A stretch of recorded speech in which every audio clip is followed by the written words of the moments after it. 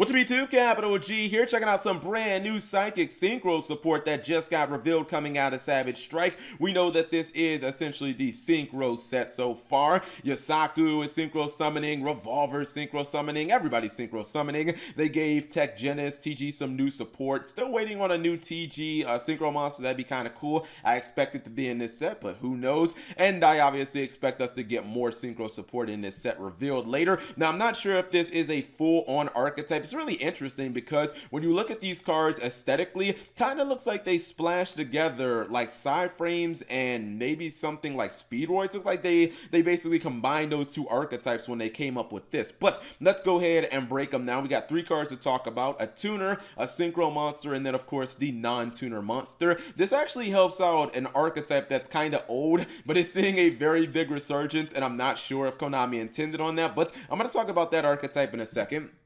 First card is the tuner. We'll start there because it's my favorite of the three. This is Psychic Wielder. This is a level 3 Earth Psychic tuner monster. 600 attack, 0 defense. It's a tuner. Who cares about the stats, honestly, if they're low? Effect number 1, if you control a level 3 monster except Psychic Wielder, you can special summon this card in defense position from your hand. You can only special summon a card with this card's name once per turn. Okay, that's fair enough. Kind of reminds you of a certain archetype where the monsters all special summon themselves out of the hand and they're level 3, but we'll talk about that in a second. Effect number 2, if this card is sent to the graveyard as a synchro material, you can target one monster on the field with less attack than the synchro monster for which this card was used as a synchro material. Destroy it. You can only use this effect of this card's name once per turn. Okay, so I think that this card is actually pretty good, and a lot of tuners in the game, they don't really do much when you use them for synchro materials. I like the fact that this gives you the ability to potentially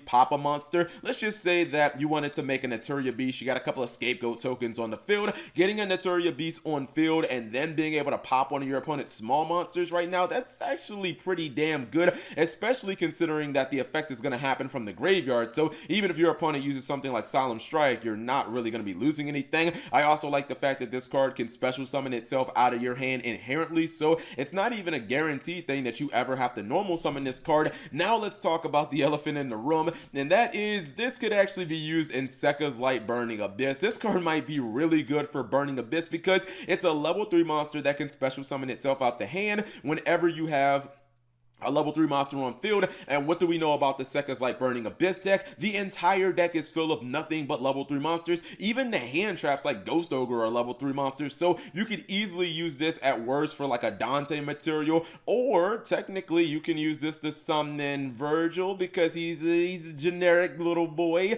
And if you did happen to go for that Virgil play, now you're talking about getting rid of maybe 2 cards on your opponent's side of the field instead of getting rid of just 1, so I definitely like that. The next card is actually the non-tuner. This is Psychic Tracker. It's very similar to the tuner, and it's kind of composition. It is also a level 3 Earth Psychic monster, 1600 attack, 600 defense. So this one actually has some decent stats. Effect number 1, if you control a level 3 monster except Psychic Tracker, you can special summon this card in defense position from your hand. You can only use that effect as a hard once per turn. Effect number 2, a synchro monster that uses this card as a synchro material gains 600 attack. So this one isn't quite as good. Actually, I don't think it's anywhere near as good. Yes, you get a little beefier of a synchro monster if you did want to go into, I don't know, maybe like a Naturia Beast or something like that with this card using like a level 2 Earth Tuner monster. But the point is, I would just much rather have spot removal than gain attack, because there's no guarantee that me gaining attack is going to make a big difference, but getting rid of monsters in Yu-Gi-Oh! Is always a big deal. Summons itself the same way as the last card.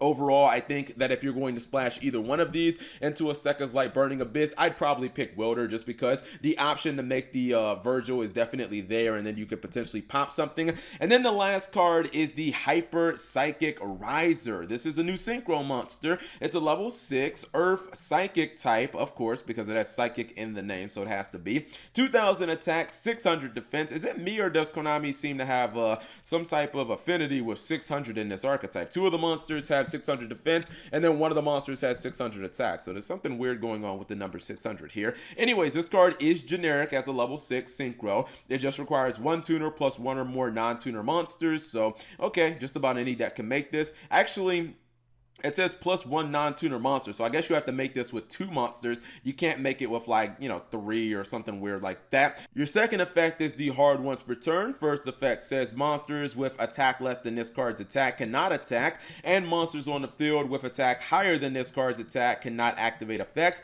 Effect number 2, if this card is destroyed and sent to the graveyard by an opponent or by your opponent, you can target 2 monsters in your graveyard with the same type and attribute, 1 tuner and 1 non-tuner. Add those monsters to your hand. Okay, so the first effect had so much potential, but in my opinion, Konami got this completely ass backwards.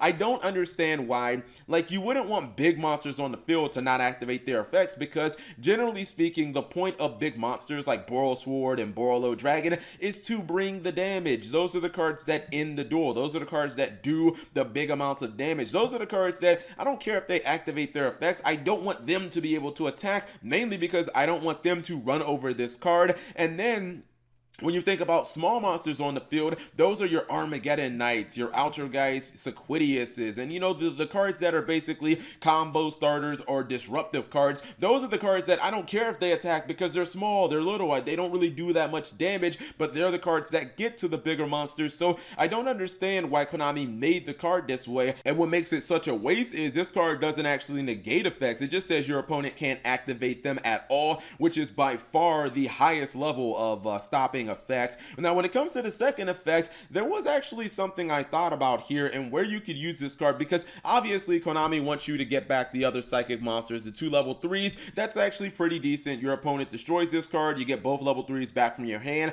and then during your next turn you can just make like another copy of Riser. But if you're actually playing something like Shiranui, I think that you could pull this off, because Shiranui is another synchro deck, and all the monsters in the archetype are fire. Hell, you could even get back like an Ash Blossom and then like a Shiranui Spirit Master or something like that. Wait, is Spirit Master a tuner? Well, the point is the deck definitely has some non-tuners that are fire and that are also zombies. So in a deck like Shiranui that does want to synchro summon, I could see you pulling off that effect, but mainly I think that they designed it for it to be used in its own, well, again, I don't know if this is an archetype, but with the other 2 cards. So overall, I think the synchro monster ends up just being okay. The second effect is actually pretty nice, especially if you're using the other psychic monsters to summon it, but they really botched that first effect. This card could have been all world good. I mean, imagine summoning this against a deck like Goki and then they can't activate their Isolde because it has lower attack than 2000 attack. Like, it just would have been amazing. You could have just completely locked Goki out